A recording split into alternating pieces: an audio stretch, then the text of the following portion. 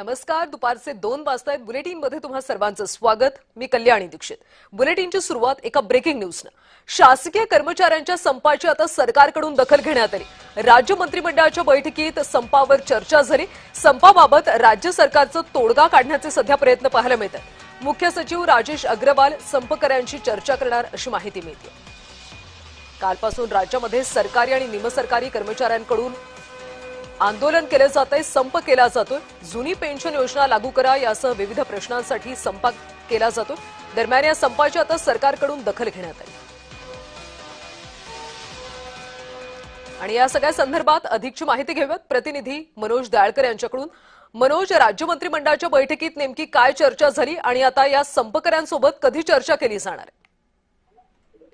बरोबर कल्याणी, आपण बघितलं जुनी पेन्शन योजना लागू करण्यासह विविध प्रलंबित मागण्यांसाठी महाराष्ट्रातील सुमारे 17 लाख सरकारी, निमसरकारी आणि शिक्षक कर्मचारी आपण बघितलं कालपासून बेमुदत संपावरती गेलेले आहेत. या संपामुळे राज्यातील आरोग्य सेवा, सरकारी कार्यालय आणि शाळांमधील दैनंदिन कामकाजावर मोठा परिणाम हा झाला असून मुंबईतील मंत्रालयातील कामेही मंदावली आहेत. मंत्रालयातील जवळपास 50% कर्मचारी कामावर उपस्थित या ठिकाणी नव्हते आणि आपण बघितलं ठाणे, पुणे, नाशिक आणि मुंबईसह राज्यातील 36 जिल्ह्यांमध्ये कर्मचाऱ्यांनी आंदोलन केलेले आहे. या संदर्भामध्ये आता शासकीय कर्मचारी संपाची सरकारकडून दखलही घेण्यात आलेली आहे. राज्य मंत्रिमंडळाच्या बैठकीत कर्मचारी संपावरती चर्चाही करण्यात आलेली आहे आणि मुख्य सचिव राजेश अग्रवाल कर्मचाऱ्यांशी या ठिकाणी चर्चा देखील करणार आहे आणि या संपाबाबत तोडगा काढण्यासाठी सरकार प्रयत्न करणार आहे.